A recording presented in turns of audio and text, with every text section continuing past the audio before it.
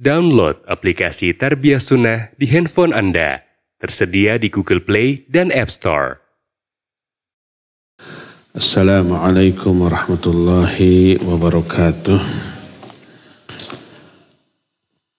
Alhamdulillah wassalatu wassalamu ala Rasulillah wa ala alihi wa ashabihi wa mawalah. Wa man tabi'ahum bi ihsanin ila yaumil qiyamah wa ba'd. Hadirin jamaah Masjid Babu Salam, Babu Rahman, Buah Batu, Regensi Bandung yang Allah muliakan. Alhamdulillah kita kembali berjumpa walaupun cuaca di pagi hari ini hujan cukup deras, tapi tidak menghalangi kita untuk datang ke masjid ini. Kita akan melanjutkan penjelasan tentang keutamaan ilmu. Kalau pertemuan yang lalu kita membahas bahwa ilmu adalah jalan menuju surga. Sekarang kita akan menerangkan bahwa ilmu adalah sumber dari segala kebaikan. Hal ini didasarkan kepada salah satu hadis yang sahih diriwayatkan oleh Imam Bukhari dalam kitab sahihnya. Diterima dari Muawiyah radhiyallahu an. Berkata Nabi alaihi salatu wassalam, "May yuridillahu bihi khairan yufaqihu fiddin." Siapa orang yang dikehendaki kebaikan oleh Allah. Yang dimaksud dikehendaki di sini adalah kehendak kauniyah. Artinya takdir. Siapa orang yang ingin ditakdirkan memperoleh kebaikan, Allah akan fahamkan dia tentang agamanya. Kalau Allah memberikan pemahaman kepada seorang tentang agamanya, itu tandanya Allah ingin memberikan banyak kebaikan kepada orang tersebut.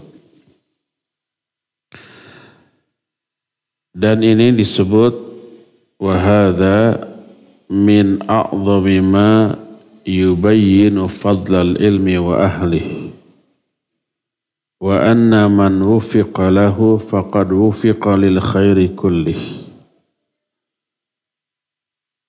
Hadis ini merupakan hal yang paling agung yang menjelaskan keutamaan ilmu dan ahlinya. Siapa yang diberi taufik untuk memahami ilmu, berarti orang itu diberi taufik untuk memperoleh seluruh kebaikan. Yang menyebabkan hadis ini bermakna demikian adalah dinakirahkannya lafaz khair, may yuridillahu bihi khairan. Khairan di sini pakai tanwin, bukan pakai alif lam. Apa bedanya? Kalau pakai tanwin disebut isim nakirah. Kalau pakai alif lam disebut isim ma'rifat. Apa itu nakirah? Nakirah itu umum. Kalau ma'rifat tertentu, kebaikannya hanya kebaikan tertentu. Tapi kalau khairan dengan tanwin disebut nakirah, artinya seluruh jenis kebaikan, beragam kebaikan. Berdasarkan hal itulah maka kebaikan yang Allah berikan kepada orang yang diberi pemahaman ilmu oleh Allah adalah kebaikan yang beragam dengan jumlah yang banyak, tidak satu dua jenis, tidak sedikit dua dikit, tapi sangat banyak. Nanti kita akan rinci beberapa jenis kebaikan yang Allah berikan karena ilmu. Berkata Imam Ibnu Qayyim ketika menerangkan hadis ini. Kata beliau, wa hadza yadullu ala anna man lam yufaqihu fi dinihi lam yurid bihi khaira. Hadis ini menunjukkan orang yang tidak diberi pemahaman tentang agamanya oleh Allah, berarti Allah tidak menghendaki kebaikan bagi orang itu. Malah berkata Imam Ibnu Hajar Al-Asqalani rahimahullahu ta'ala ketika menerangkan hadis ini, karena hadis ini diriwayatkan oleh Imam Al-Bukhari. Kata beliau dalam kitab Fathul Bari Syarah Sahih Bukhari, wa mafhumul hadis anna man lam yatafaqqah fid din ay lam yata'allam qawaid al-Islam wa ma yattasilu biha min al-furu' faqad hurimal khairu kulluh. Mafhum atau makna hadis ini adalah orang yang tidak mau belajar agama, tidak mau memahami kaidah-kaidah Islam, berarti orang itu terhalang dari kebaikan. Kalau Allah mau menghalangi kebaikan dari diri seseorang, Allah halangi dia dari belajar ilmu. Diberi kesibukan, diberi kepentingan, diberi halangan untuk belajar ilmu. Jangankan mondok, pesantren, daurah, kajian rutin saminggu sakali diberi aja halangan. Diberi uzur, diberi gangguan sehingga tidak hadir. Hati-hati. Kalau setiap ada kajian kita terhalang untuk hadir, diberi kesibukan, diberi sakit, diberi kepentingan-kepentingan lain yang menghalangi kita dari majelis ilmu, hati-hati. Itu tandanya Allah tidak menginginkan kebaikan bagi diri kita. Kalau menginginkan kebaikan, Allah permudah. Allah beri kesehatan, Allah beri keluangan waktu, Allah berikan kelancaran, tak ada penghalang, Allah berikan semangat. Oh, nanti ada kajian, saya mau hadir. Siapa orang yang Allah mudahkan dia untuk mencari ilmu, berarti Allah menginginkan kebaikan bagi orang itu. Kebaikan apa yang akan Allah berikan kepada orang yang memahami ilmu syar'i? Banyak beragam. Kebaikannya dunia sampai akhirat. Pertama, ini kebaikan yang paling agung. Kebaikan yang paling tinggi nilainya. Yaitu kebaikan berupa iman. Iman ini lahir dari ilmu. Makanya kita semua pernah belajar kitab tauhid yang dasar namanya Al-Usulu Thalatha atau Thalathatul Usul. Di awal kitab ini muallif rahimahullah mengatakan i'lam rahimakallah. Yajibu alaina ta'allumu arba' masail. Ketahuilah wahai saudaraku yang semoga Allah merahmatimu, wajib bagi kita mempelajari 4 masalah. Pertama adalah ilmu, yang kedua adalah amal, ketiga dakwah, keempat sabar. 4 kewajiban. Apa dalilnya? Dalilnya surah Wal Asri. Innal insana lafi khusrin. Sungguhnya manusia pasti rugi. Illa kecuali orang yang memiliki 4 hal. Yang kemudian 4 ini menjadi kewajiban yang tadi disebut. Pertama, illal ladzina amanu, kecuali orang-orang yang beriman. Ini gak akan rugi. kalimat kecuali orang-orang beriman ini menjadi dalil wajibnya ilmu. Lafadznya iman, tapi istidlalnya wajibnya berilmu. Kenapa? Karena yang dimaksud iman di sini adalah iman yang didasarkan pada ilmu. Ilmu itu melahirkan iman yang hakiki.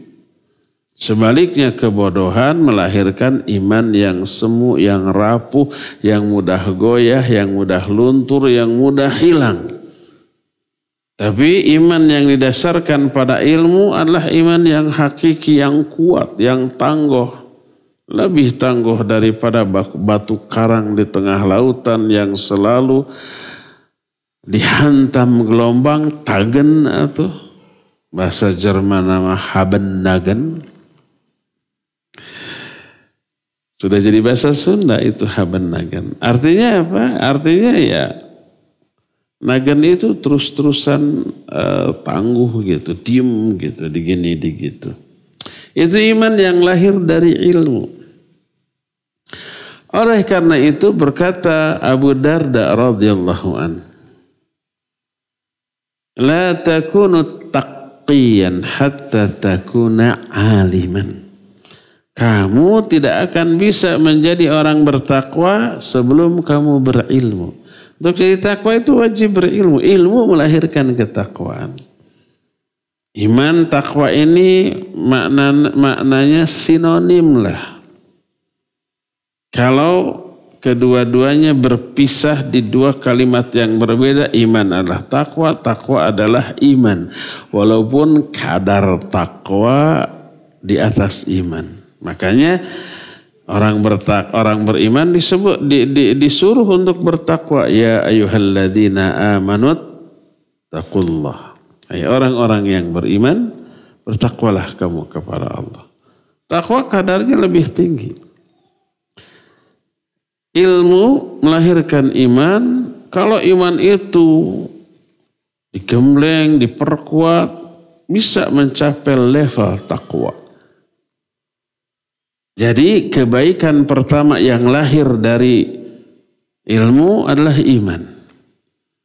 Makanya yang paling Allah perintahkan untuk dipelajari adalah fondasi dari seluruh keimanan, fondasi dari seluruh agama kita, yaitu kalimatut tauhid. Allah berfirman, fa'lam annahu la ilaha illallah. Fa'lam, ketahuilah, ilmuilah, fahamilah, pelajarilah. Apa yang harus dipelajari, diketahui tentang la ilaha illallah. Nah, pelajari tentang la ilaha illallah, lahir iman yang hakiki. Oleh karena itu seluruh unsur-unsur keimanan semakin menguat dengan ilmu. Apa saja unsur keimanan itu? Rasa takut, rasa cinta kepada Allah, berharap kepada Allah, tawakal kepada Allah, ikhlas kepada Allah, ridha kepada Allah, dan aturan-aturan itu unsur-unsur keimanan. Semua unsur keimanan terkuatkan dengan bertambahnya ilmu. Makanya Allah berfirman, innama yakhshallaha min ibadihil ulama. Hanyalah orang yang takut kepada Allah di kalangan hamba-hambanya hanyalah orang-orang yang berilmu. Nambah ilmu, nambah rasa takut. Berkata Imam Ibnu Katsir ketika menafsirkan ayat tadi, laisal ilmu bi kathratir riwayat walakinnal ilma bi kathratil khasyah. Ilmu itu tidak diukur oleh banyaknya hafalan riwayat. Tapi ilmu diukur dengan banyaknya rasa takut. Besar rasa takut menunjukkan ilmunya tentang Allah begitu mendalam. Nah, jadi demikian juga mahabbah, cinta kepada Allah. Semakin kenal, berilmu tentang Allah, semakin besar rasa cintanya kepada Allah. Atau jangankan kepada Allahnya, kepada sesama manusia. Umpamanya kita punya kawan, punya tetangga ini tetangga ini baik banget. Tiap hari pagi-pagi ngirim sarapan. Dengan cuci mulutnya. Pisang, buah-buahan. Menunya menu yang bagus ya. Pakai daging kambing, pakai ikan salmon. Pokoknya enak, mahal. Terus cuci mulutnya si montong. Aduh itu. Setelah itu pas ngirim teh pakai amplop lagi segepok. 3 kali dia begitu, pagi, siang, sore. Kita jahatin dia senyum memaafkan. Kira-kira kita kepada orang itu suka, senang, cinta.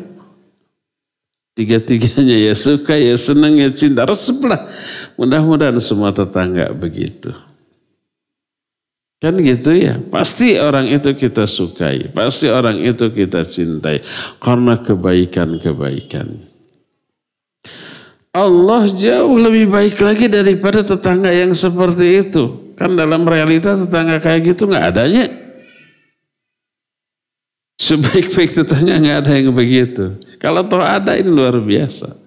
Allah jauh lebih baik lagi. Setiap detik kenikmatan yang Allah berikan kepada kita nggak terhenti. Nikmat sehat, nikmat makanan, nikmat harta, nikmat segala macam. Tiap detik nggak berhenti. Tiap detik kita bernafas tanpa ada gangguan. Tiap detik jantung kita berdegup, darah kita berdesir. Itu tanpa ada gangguan. Coba sekarang rasakan. Ada nggak keluhan dalam tubuh kita yang sakit sedikit saja? Saya tidak ada. Tadi pegel, sekarang sudah agak hilang dikit. Nikmat luar biasa. Itu Allah yang kasih. Nah, jadi kalau kepada orang yang baik, kita pasti suka, pasti senang, pasti cinta, apalagi kepada Allah yang kebaikannya tidak pernah berhenti. Keburukan kita kepada Allah, Allah balas dengan kebaikan. Oleh karena itu orang yang mengenal beberapa sifat Allah, Allah itu Rahman dan Rahim, Allah itu Razzaq, Allah itu Wahhab, Allah itu Karim, Allah itu Jawad, Allah itu Ghafur, Maha pemberi ampunan. Allah itu macam-macam sifat-sifat Allah yang menunjukkan kebaikan Dia kepada kita. Siapa yang mengenal Allah dengan sifat-sifatnya selain Dia akan takut kepada Allah juga akan cinta. Dia akan penuh harap, dia akan tawakal, dia akan ikhlas, dia akan ridho. Begitulah. Dan itu semua unsur iman. Semakin bertambah ilmu seseorang tentang Allah, semakin kuat iman. Semakin meningkat sampai pada level takwa. Dan ini kebaikan yang tak terhingga. Ini kebaikan yang lahir dari ilmu, pertama iman dan takwa. Yang kedua, yang juga kebaikan yang akan lahir dari ilmu adalah ibadah yang berkualitas. Ibadahnya bukan asal-asalan. Kalau sholat, kalau zikir, kalau berdoa, kalau membaca Al-Quran, khusyuk. Semua ibadah yang mengharuskan kekhusyuan dia akan lakukan secara khusyuk.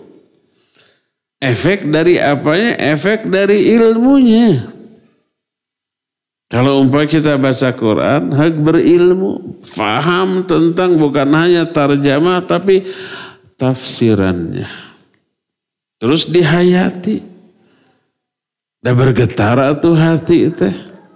Ini salah satu mukjizat dari Al-Quran adalah orang bisa menangis hanya membaca dan mendengarkan bacaan Al-Quran walaupun tidak faham arti. Bisa nangis. Apalagi dengan faham arti. Tidak hanya terjemah tapi juga tafsirannya. Tahu asbabun nuzulnya. Begitu didengar atau dibaca terhayati, ngageter hati itu. Tak heran kalau para sahabat, para ulama zaman dahulu membaca ayat sampai pingsan. Syekhul Islam Ibn Taimiyah kalau membaca Al-Fatihah itu pas sampai pada iyyaka na'budu wa iyyaka nasta'in berhenti itu. Enggak bisa lanjut. Menahan tangis yang luar biasa. Ulang lagi dari awal. Sampai ayat itu nangis lagi. Kenapa? Penghayatan. Kenapa penghayatan? Karena ilmu. Bisa menghayati karena ilmu. Inilah yang Allah tegaskan di dalam Al-Quranul Karim. Di antaranya Al-Quran surah Al-Isra 107 sampai 109. Allah berfirman, Innal ladzina utul ilma min qablih idza yutla alaihim yakhruna lil adqani sujjada wa yaquluna subhana rabbina in kana wa'du rabbina lamaf'ula wa yakhruna lil adqani yabkuna wa yaziduhum khusyu'a. Kata Allah, sesungguhnya orang-orang yang telah diberi ilmu sebelumnya, dikasih ilmu, apabila dibacakan kepada mereka ayat-ayat kami, mereka tersungkur sujud.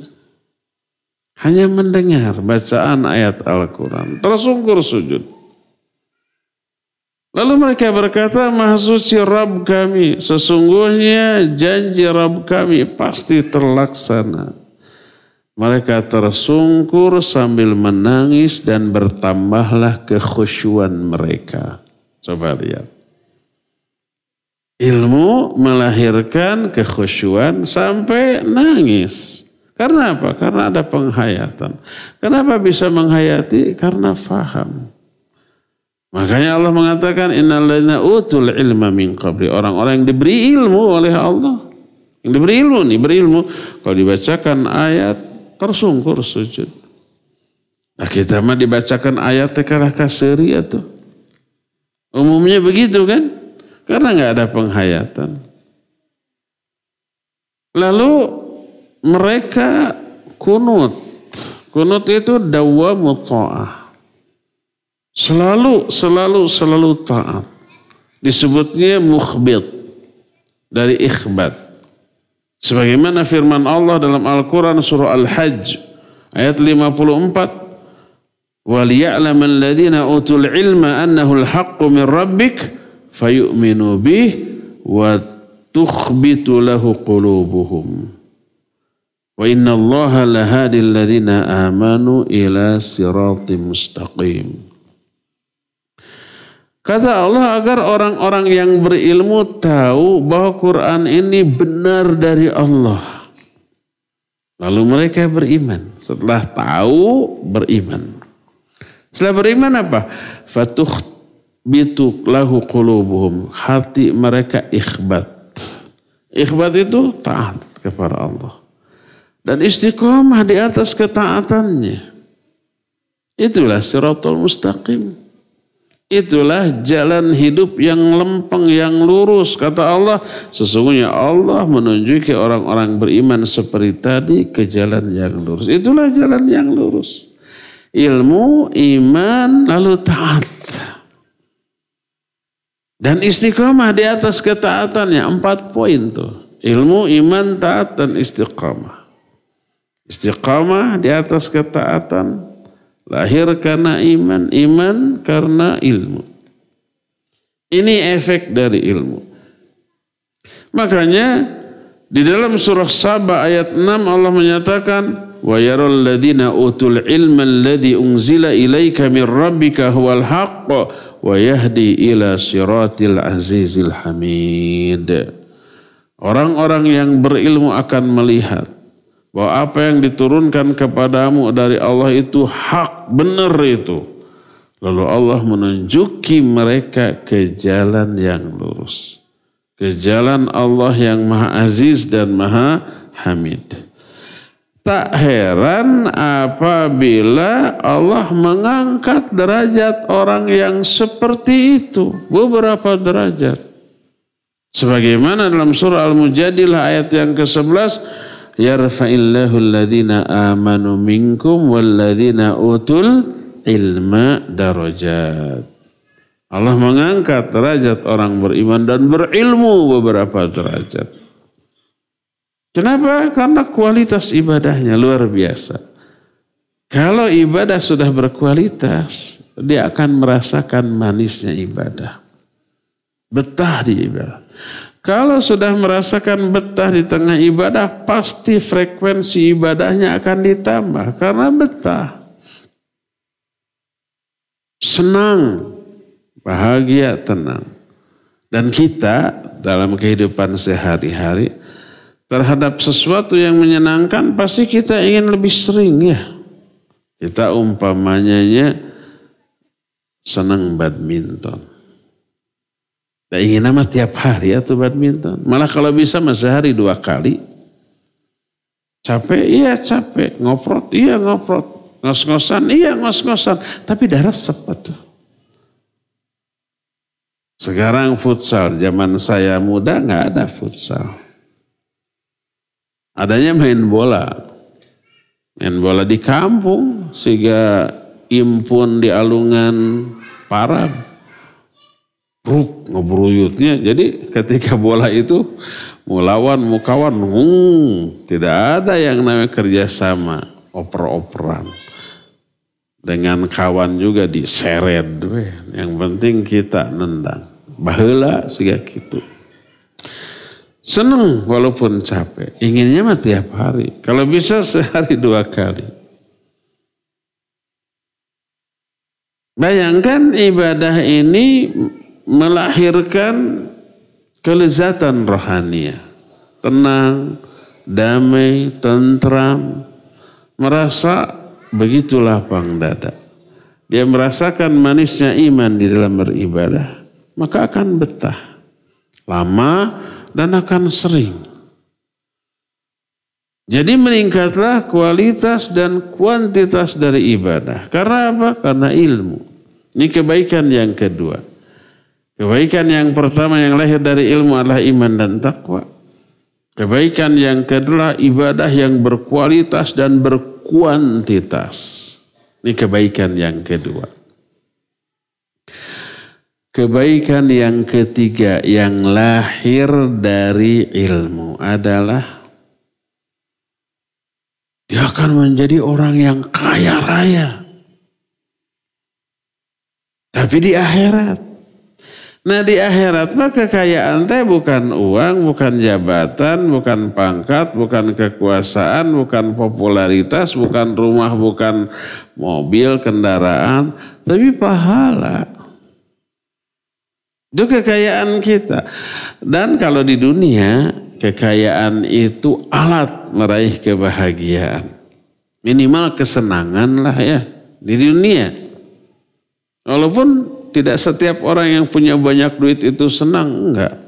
Banyak duit, banyak yang stres dengan duitnya.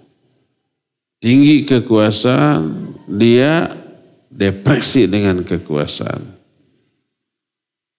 Tapi minimal kalau ingin bersenang-senang, makan enak, jalan-jalan bisa dengan adanya uang.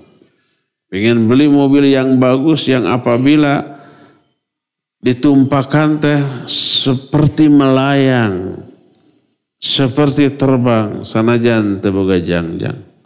Agelester gitu. Bisa, bisa. Senang, senang. Belum tentu bahagia. Kekayaan uang di dunia alat untuk meraih kesenangan. Di akhirat alat itu adalah pahala. Makin banyak pahala, makin tinggi level surganya dan makin hebat kualitas kenikmatannya. Itu yang kata Imam Ibnu Hajar dalam kitab Fathul Bari ketika menjelaskan ayat Al-Mujadilah ayat 11 yarfa'illahu alladhina amanu minkum walladhina utul ilma darajat. Kata beliau raf'atad darajat likathrati thawab. Ketinggian derajat itu disebabkan karena banyaknya pahala. Makin banyak pahala, makin tinggi derajat. Dan yang tinggi derajatnya kata Allah adalah orang berilmu. Ya rafa'illahu alladhina amanu minkum walladhina utul ilma darajat. Kenapa orang yang berilmu tinggi derajatnya? Karena pahalanya banyak. Karena pahala dari ilmu itu diperoleh dari seluruh proses yang berkaitan dengan ilmu. Ketika belajar dapat ilmu, dapat pahala. Ketika mengulang-ulang dapat pahala. Ketika mengamalkan dapat pahala. Ketika mendakwahkan, mengajarkan dapat pahala.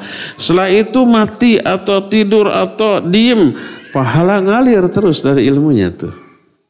Karena ilmu yang diajarkannya diamalkan oleh orang. Kita tidur, murid kita beramal. Dalam tidurnya kita dapat pahala. Bukan pahala dari tidur.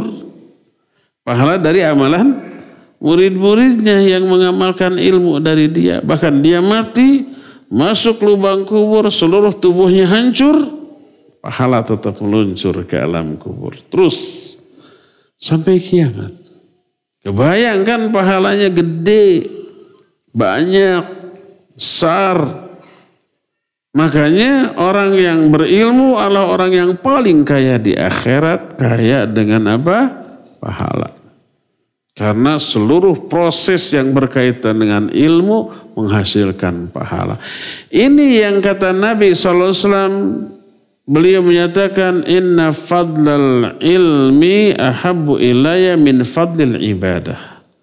Keutamaan ilmu lebih aku sukai daripada keutamaan ibadah. Salah satunya kalau ilmu mah ngalir terus pahalanya. Kalau ibadah mah tidak. Salat. Kita hanya dapat pahala selama sholat. Beres sholat, assalamualaikum kanan, assalamualaikum kiri. Sudah putus pahala sholat. Saum, hanya selama saum begitu. Ngong adzan maghrib, belawak, korma dihuapkan, selesai batal. Maka berhenti pahala saum. Baca Quran, hanya selama baca Quran. Setelah selesai ditutup, putus pahala baca Al-Quran. Begitu terus. Tapi ilmu mati tak. Selesai mengajar, mati. Mudah-mudahan jangan mati. Pokoknya tidak beramal lagi. Dan pahala ngalir terus. Ketika umpamanya kita selesai mengajar, ini terekam atau diupload, disiarkan secara langsung. Yang hadir di sini sedikit. Tapi yang ikut mendengarkan lewat IG, lewat Facebook, lewat YouTube, lewat media sosial lain. Itu banyak. Viewernya kita lihat banyak dan terekam. Sekarang udah selesai, ada orang yang mendengarkan lagi rekamannya. Aduh, saya nggak sempat hadir, karena menwa umpamanya, mencret wae. Nanti aja setelah beres di rumah dengar lagi. Kan ada yang begitu. Sibuk lagi kerja nggak bisa mendengarkan. Nanti pas istirahat atau pas pulang didengarkan lagi. Bisa? Bisa. Ketika mereka mendengarkan, kita mah sudah kemana gitu. Pahala tetap mengalir. Jadi keuntungan yang ketiga, kebaikan yang ketiga yang lahir dari ilmu adalah menghasilkan pahala yang jariyah. Idza mata ibnu Adam inqata amaluhu illa min thalathin. Salah satunya al-ilmu yuntafa'u bih. Kalau anak Adam mati putus seluruh amalnya kecuali 3. Salah satunya adalah ilmu yang bermanfaat. Ini kebaikan ketiga yang lahir dari ilmu. Pertama iman dan takwa, yang kedua ibadah yang berkualitas. Yang ketiga adalah pahala yang mengalir tanpa henti, disebut pahala jariyah. Kebaikan yang keempat yang lahir dari ilmu adalah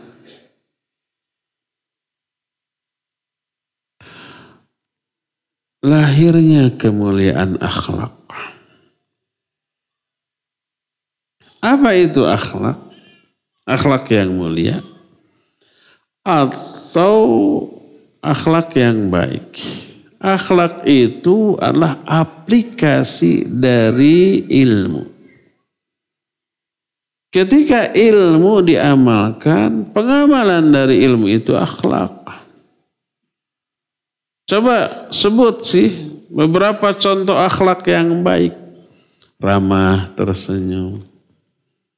Ramah tersenyum itu pengamalan dari ilmu. Kata Nabi SAW, talaqatul wajh sedekah. Menampakkan ekspresi yang ramah itu sedekah. Amalkan. Begitu diamalkan, akhlak. Man kana yu'minu billahi wal yawmil akhir falyaqul khairan aw liyasmut. Falyukrim dhaifah, falyukrim jarahu. Siapa yang iman kepada Allah dan hari akhir, bicara yang baik atau diam. Muliakan tamu, muliakan tetangga. Itu akhlak. Ketika hadis yang diamalkan, kita bicara yang baik-baik, yang menyenangkan. Dari keburukan, diam terkunci. Orang senang, itu akhlak. Kepedulian, menolong orang, melepaskan orang lain dari kesulitan, membayarkan hutang orang yang tidak mampu membayar hutang, membantu mereka dari kesusahan. Itu akhlak dan itu pengamalan dari ilmu. Kata Nabi SAW, ahabbul a'mali ilallahi sururun tudkhiluhu ala qalbil muslim. Au takshifu anhu kurbatan, au taqdi anhu dainan, au tatradu anhu ju'an. Amal yang paling dicintai oleh Allah memasukkan kebahagiaan kepada hati sama muslim. Atau melepaskan mereka dari kesulitan. Atau membayarkan hutangnya. Atau menghilangkan rasa lapar. Ini hadis berupa ilmu diamalkan. Lahir kemuliaan akhlak. Apa yang terjadi kalau kita mengaplikasikan ilmu, kemudian lahirlah kemuliaan akhlak? Yang terjadi adalah terjalinnya ukhuwah Islamiyah. Terjalinnya persatuan dan kesatuan. Kenapa? Karena siapapun yang menunjukkan akhlak yang mulia, orang pasti bakal suka. Ketika orang sedang kesusahan kita bantu, dia pasti akan senang ke kita kan? Mendekat, akrab, bersaudara, bersahabat. Terjalin ukhuwah. Kalau ukhuwah terjalin, maka terwujudlah persatuan dan kesatuan. Kita ketemu orang ramah, senyum, menyenangkan. Nah, senang atau dia? Kita umpamanya ketemu orang manyun, kita tawarkan Prayogi Artos Sabaraha. Tadi masuk ke Instagram saya ada katanya hari hujan kita ya sok ngalamun. Mudah-mudahan datang orang ngaharewas Prayogi Artos Sabaraha. Seneng gak kira-kira? Seneng atau? Ini mau ngasih, padahal cuma nanya aja. Tapi minimal ada perhatian. Duh Prayogi, kau meser beas gitu, teh beas. Paling 10 juta, mangga di pasihan. Seneng gak? Seneng. Nah, orang yang kita bantu bagaimana? Pasti akan suka ke kita. Simpati. Kalau kita butuh pertolongan, dia siap menolong. Kalau kita butuh teman untuk ngobrol, dia akan menyempatkan diri. Memberikan waktu untuk ngobrol. Asal menyenangkan kita. Akhirnya akrab. Akhirnya bersahabat. Akhirnya bersaudara. Akhirnya bersatu. Persatuan dan kesatuan. Ukhuwah Islamiyah lahir dari akhlak yang mulia. Al-Ghazali dalam Ihya Ulumuddin yang dinukil oleh penyusun kitab Mukhtasar Minhajul Qasidin menyatakan i'lam annal ulfata thamratu husnil khuluq. Ketahuilah Persatuan itu buah dari akhlak yang baik. Lianna husnul khuluq yuthmiru tahaba wa ta'allufa wa tawafuqa. Karena akhlak yang baik melahirkan rasa kasih sayang, saling menyayangi, saling mencintai, persatuan dan kesatuan. Sebaliknya, wal furqata thamratu su'il khuluq. Lianna su'al khuluq yuthmiru tabaghudha wa tahasuda wa tadabura. Perpecahan itu lahir dari akhlak yang buruk. Karena setiap akhlak yang buruk melahirkan saling benci, saling dengki, saling memusuhi. Coba kita bikin list, daftar orang-orang yang kita sukai. Fulan, fulanah, fulanah jangan. Fulan, alan gitu ya, dahlan dan seterusnya. Kita tanya, kenapa kita suka ini? Pasti karena sifat-sifat baiknya. Saya suka ini karena dia perhatian, dia peduli. Kalau ini ramah, kalau ini siap selalu menolong. Kalau ini mah setiap hari ngeraktir. Itu semua akhlak yang baik. Nah, sekarang lihat daftar orang yang kita benci. Kenapa kita benci dia? Itu pasti karena keburukan akhlaknya. Dia jutek, judes, julid, dan juju yang lainnya. Dia ini egoisnya luar biasa. Dia ini pelit. Saya minta ditraktir tiap hari, gak ngasih. Makanya saya benci dia. Itu semua karena keburukan akhlak. Kalau benci, hasad. Memusuhi, renggang. Ingin mencelakakan. Pas dia celaka, puas. Kan gitu ya. Makanya banyak tuh tulisan-tulisan. Untuk meraih kebahagiaan itu simpel. Cukup melihat mantan tersandung dan masuk got aja udah bahagia. Ada yang begitu? Ada. Karena dia pernah sakit hati oleh mantannya. Melihat mantannya masuk got, bahagianya bukan main. Itu karena dengki. Dan itu karena keburukan akhlak. Jadi ilmu melahirkan banyak kebaikan. Salah satu kebaikannya adalah kemuliaan akhlak. Dan kemuliaan akhlak melahirkan saling mengasihi, saling menyayangi, saling bersaudara, persatuan dan kesatuan. Inilah kebaikan keempat yang lahir dari ilmu. Kebaikan yang kelima, keenam, ketujuh dan seterusnya akan kita teruskan nanti di Sabtu yang akan datang. Sekarang cukup 4 saja. Ada berapa semua? Ada 30. Setahunan lumayan. Kita masih punya sisa waktu untuk bertanya jawab. Wassallallahu ala nabiyina Muhammadin wa ala alihi wa ashabihi wassalam. Izin bertanya, siapakah yang diutamakan atas kebutuhan atau kepentingannya antara suami dan anak kandung? Ya, pertama, kalau kepentingan dan kebutuhannya sama, maka suami. Adapun kalau kadar kepentingan dan kebutuhannya berbeda, mana yang lebih darurat? Seperti umpamanya anaknya, celaka, ini harus dibawa ke dokter. Suaminya nyuruh bikin kopi. Anaknya ini kalau nggak langsung dibawa ke dokter bisa celaka, parah, bahkan beresiko kematian. Ya udah, urus anaknya dulu. Kopinya bisa nanti. Suami nggak bikin kopi nggak mati. Jadi kalau kadar kepentingannya sama, suami. Karena apa? Hak suami atas istrinya sangat besar, terbesar.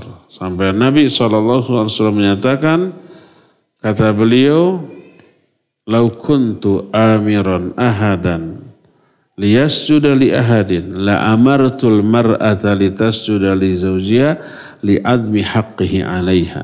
Seandainya aku berhak menyuruh seseorang untuk sujud kepada orang lain, niscaya akan aku perintahkan seorang istri untuk sujud kepada suaminya saking besar dan agungnya hak suami atas istrinya.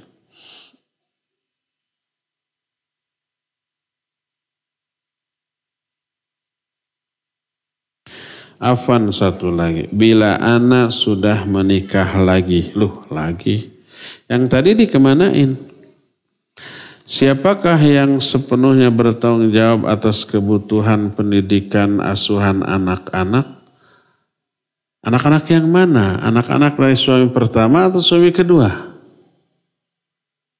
Kalau umpamanya ya, katakanlah akhwat ini menikah punya anak, lalu cerai. Anak-anaknya bersama akhwat ini. Lalu menikah lagi dengan suami yang kedua.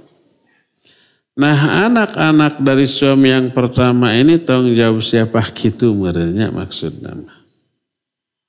Dua-duanya suami pertama punya tanggung jawab itu anak biologisnya, anak kandungnya. Terus istrinya bertanggung jawab. Ayah tirinya ikut bertanggung jawab, iyalah. Anak tirinya tanggungan dia juga. Jadi si anak yang punya anak ayah kandung dan ayah tiri sebenarnya untung. Bertambah orang yang bertanggung jawab atas dirinya. Ayah kandungnya harus menunjukkan tanggung jawab. Ayah tirinya iya karena menikahi ibunya. Ibunya juga iya. Jadi itu untungnya punya dua ayah. Ayah kandung dan ayah tiri asal dua nanawe balager. Berebut. Kata ayah kandungnya itu pendidikan anak saya, tanggung jawab saya. Saya akan biayai sampai S3. Kata ayah tiri enak aja. Karena sekarang sudah ada tanggung jawab saya. Saya yang bertanggung jawab atas seluruhnya. Wah berebut begitu ya. Akhirnya kompromi. Udah kalau gitu kamu biayanya, saya fasilitasnya. Mobilnya biar saya belikan. Yang harganya 3M. Jadi bersaing tuh. Cari ayah yang kayak gitu.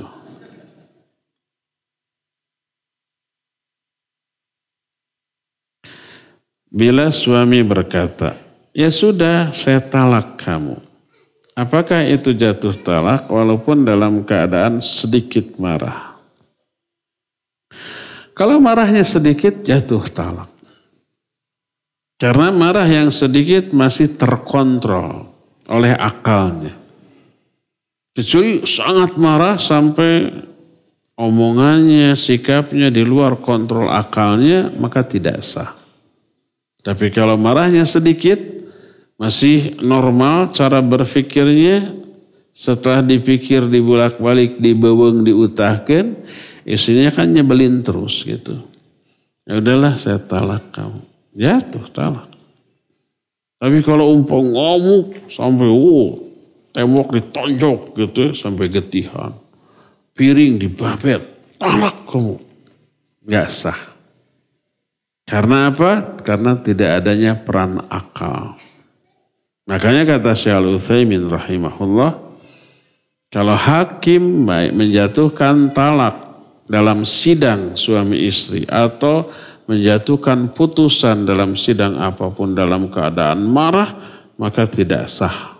Si vonisnya itu tidak boleh dilaksanakan. Sampai dia reda dulu. Berbeda dengan hadis yang menyatakan salasun. Jidduhunna jiddun wa hazluha jiddun. Ada 3 perkara. Sungguh-sungguhnya jadi sungguh-sungguh. Main-mainnya jadi sungguh-sungguh juga. Yaitu apa? Nikah, talak, dan rujuk. Nah ini gak boleh main-main. Main-mainnya jadi sungguh-sungguh. Umpamanya suami main-main kita talak-talakan yuk. Nanti jadi talak beneran. Jadi antara main-main dengan marah 2 hal yang berbeda ya. Bagaimana hukumnya nafkah yang diberikan oleh suami yang bekerja di lembaga pembiayaan? Apa yang harus dilakukan oleh seorang istri terhadap nafkah tersebut? Sudah dinasihati oleh istri tapi suaminya tidak mau resign. Lembaga pembiayaan itu semacam yang ada bunga gitu ya, ada ribanya, semacam leasing gitu. Kalau itu murni lembaga riba, haram bekerja di sana. Di bank-bank konvensional, di lembaga-lembaga keuangan yang menyalurkan kredit yang ada bunga, tidak boleh. Wajib resign, wajib resign. Sebagai apanya pun di sana, walaupun hanya sebagai tellernya, sebagai administrasinya. Karena Nabi SAW menyatakan akiluhu wa mu'kiluhu wa syahiduhu wa katibuhu kulluhum sawa. Yang memakannya makan riba, yang ngasih ribanya, yang menuliskannya, yang menjadi saksinya, semua dosanya sama. Dan siapa orang yang terlibat dalam riba, dia ngajak perang kepada Allah dan Rasulnya. Dan itu menunjukkan kemurkaan yang besar Allah kepada mereka. Jadi cepat-cepat resign. Kalau enggak, perang tuh dengan Allah dan Rasulnya.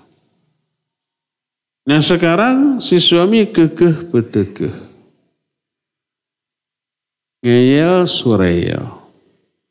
Ngotot suratot. Tetap di sana. Karena apa? Karena mungkin dia berpikir susah lagi cari kerja.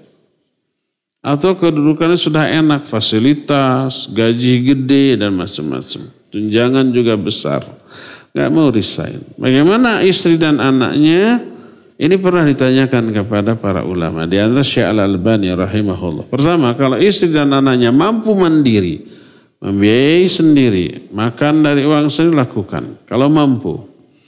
Kalau tidak mampu, istrinya tidak memiliki sumber pendapatan, murni ibu rumah tangga, anaknya juga belum bekerja, masih disubsidi total oleh ayahnya, maka ambil hanya sebatas kebutuhan pokok. Jangan lebih. Di luar kebutuhan pokok, jangan minta. Ya. Selama itu. Wallahu a'lam.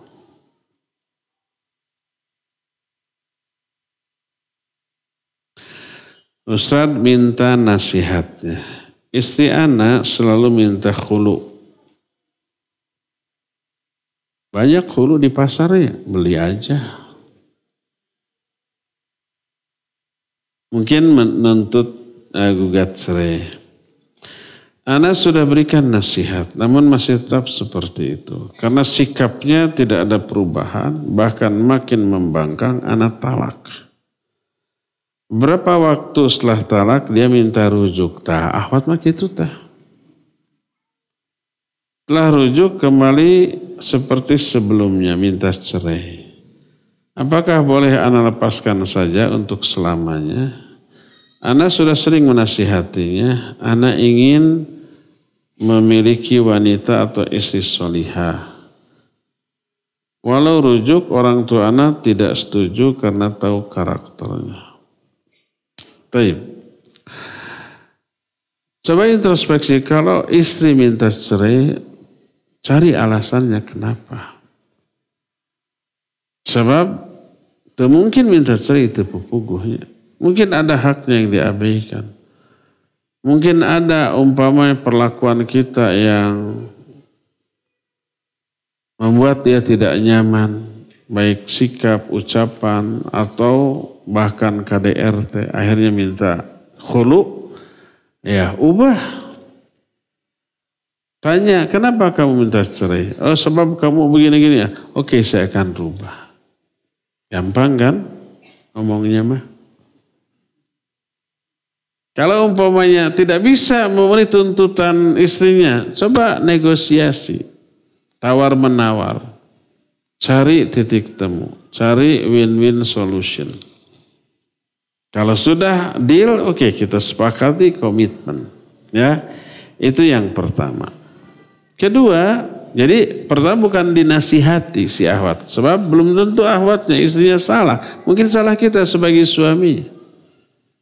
Tanya kenapa minta cerai, pasti dia akan ngomong karena begini, oke saya akan rubah.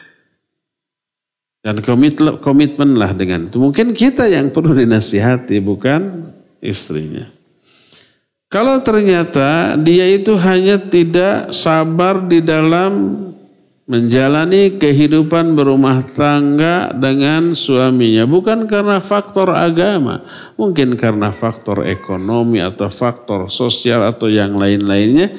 Baru nasihati, sabar. Ini pahala. Ini menghapus dosa dan seterusnya. Ya, dididik biar sabar. Kalau dididik tidak bisa, maksudnya dinasihati, ya udah, badan, pisah tempat tidur. Kalau tidak juga ya udah lepas. Berarti akhwat ini akhlaknya buruk. Tidak mau taat, tidak mau sabar, mengarungi rumah tangga dengan suaminya. Akhwat atau istri yang buruk lebih layak untuk dilepas, dicerai.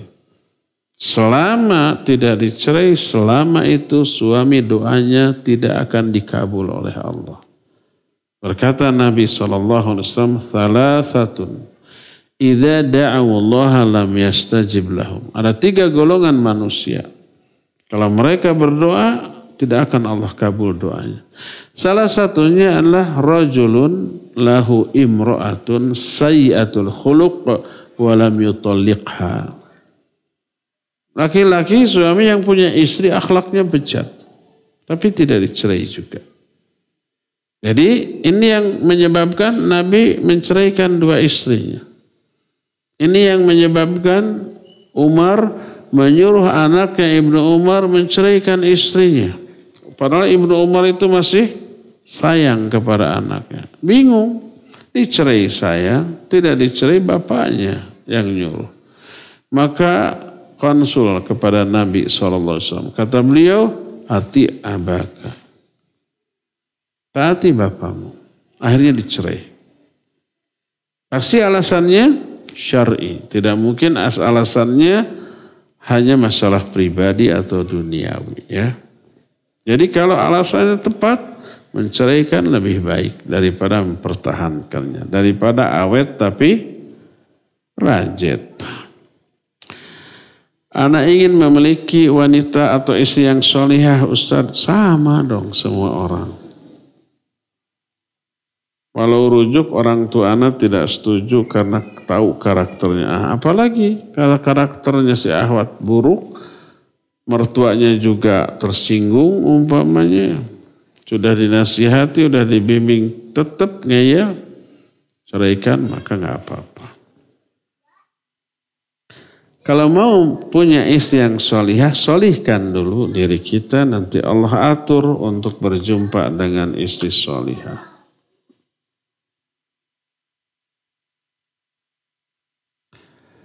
Ustaz, tadi pagi ana melihat orang kafir menyobek-nyobek dan menginjak Al-Quran lalu membakarnya. Tangkap, laporkan polisi. Ada undang-undangnya itu. Jangan dibiarkan, itu pelecehan. Di mana? Di Buah Batu gitu. Ustaz, bagaimana sikap kita sebagai muslim kepada orang kafir yang menghinakan Al-Quran? Kalau di kita, di Indonesia, tangkap. Kemudian bawa ke polisi. Benyut-benyut dulu enggak? Ya sedikit enggak apa-apa. Dah kehelah itu luar biasa. Oh ini mungkin kasus di Swedia itu ya. Si salah satu tokoh politik sedang membawakan Al-Quran tuh. Kalau datang ke Buah Batu nggak akan bisa pulang dia.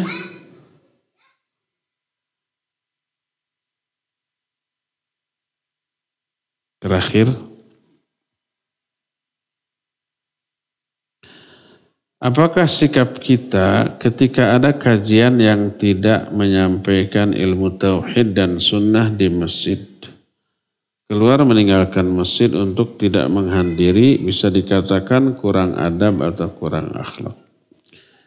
Tak harus tauhid dan manhaj. Akhlak, fiqih juga ya hadiri.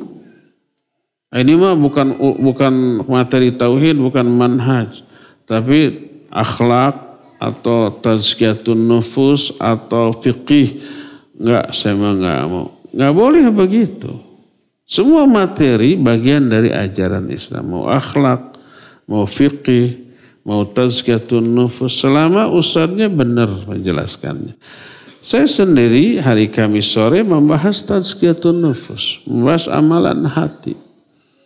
Membahas fiqih juga. Apa enggak mau hadir hanya gara-gara bukan akidah, bukan manhaj? Tetap hadir. Kita perlu tata cara sholat yang benar, wudhu yang benar, tayamum yang benar, mandi junub yang benar, umroh haji yang benar, saum, zakat yang benar. Itu fiqih, bukan akidah, bukan manhaj. Mungkin maksudnya, orang yang menjelaskannya keliru. Dia istihad sendiri dengan ra'yunya, tidak merujuk kepada kitab para ulama. Ambil ayat, tafsirkan sendiri. Ambil hadis, syarah sendiri. Ngaco lagi. Itu mah walaupun masalah akidah, masalah manhaj, jangan didengar.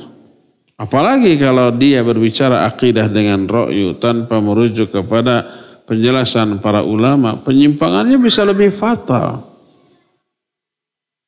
Penyimpangan dalam masalah tauhid jauh lebih fatal daripada penyimpangan dalam masalah lain.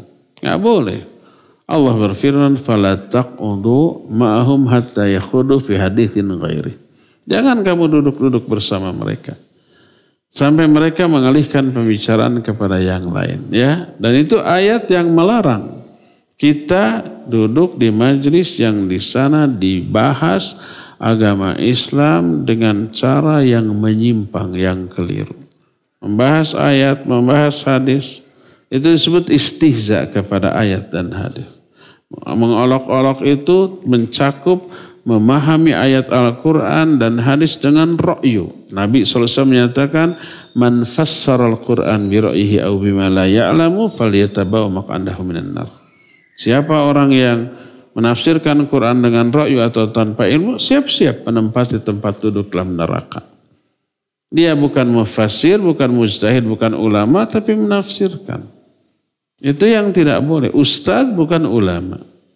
Makanya kita selalu mengkaji kitab itu begitu. Jangan sampai ustadz dengan keterbatasan ilmu ijtihad, jadi mufassir, jadi muhaddits, jadi ahli fiqih. Enggak. Yang kita lakukan mengutip pendapat para ulama. Allahu a'lam. Cukup ya sampai di sini. Insyaallah kita akan berjumpa kembali di hari Sabtu yang akan datang. Subhanakallahum bihamdik asyhadu an la ilaha illa anta astaghfiruka wa atubu ilaik walhamdulillahi rabbil alamin. Wassalamualaikum warahmatullahi wabarakatuh.